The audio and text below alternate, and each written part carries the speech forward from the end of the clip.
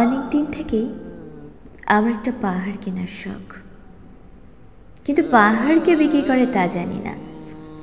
যদি তার দেখা পেতাম, দামের জন্য আটকাতো না। আমার একটা নিজস্ব নদী আছে, সেটা দিয়ে দিতাম পাহাড়টার বদলে। কি না জানে পাহাড়ের চেয়ে নদীর দামই বেশি। পাহাড় স্থানীয়, নদী বহমান।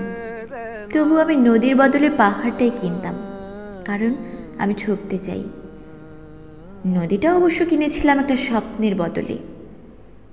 ছোটবেলায় আমার বেশ ছোটোখাটো ছিমছাম একটা দ্বীপ ছিল, সেখানে অসংখ্য প্রজাপতি। শৈশবে দ্বীপটি ছিল বড় প্রিয়। আমার যৌবনে দ্বীপটি আমার কাছে মাপে ছোট লাগলো। প্রবহমান ছিপছিপে দক্ষিণ নদীটি বেশ পছন্দ হলো আমার। বন্ধুরা বলল, ওইটুকু একটা দ্বীপের বিনিময়ে এত বড় একটা নদী পেয়েছিস, খুব জিতেছিস তো মাইরি। তখন জয়ের আনন্দে আমি বিহ্বল হতাম। তখন সত্যি আমি ভালোবাসতাম নদীটিকে। নদী আমার অনেক প্রশ্নের উত্তর দিত, যেমন, বলো তো আজ সন্ধ্যাবেলা বৃষ্টি হবে কি না।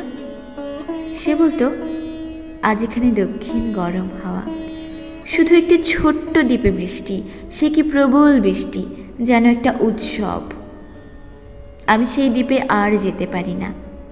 সে জানত, সবাই জানে, শৈশবে আর ফেরা যায় না। এখন আমি একটা পাহাড় কিনতে চাই।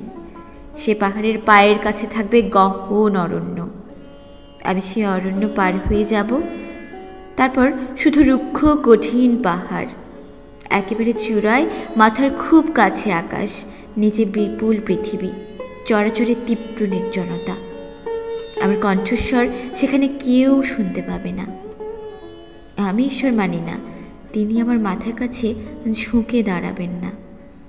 আমি শুধু 10 দিককে উদ্দেশ্য করে বলবো, প্রত্যেক মানুষই অহংকারী। এখানে আমি একা।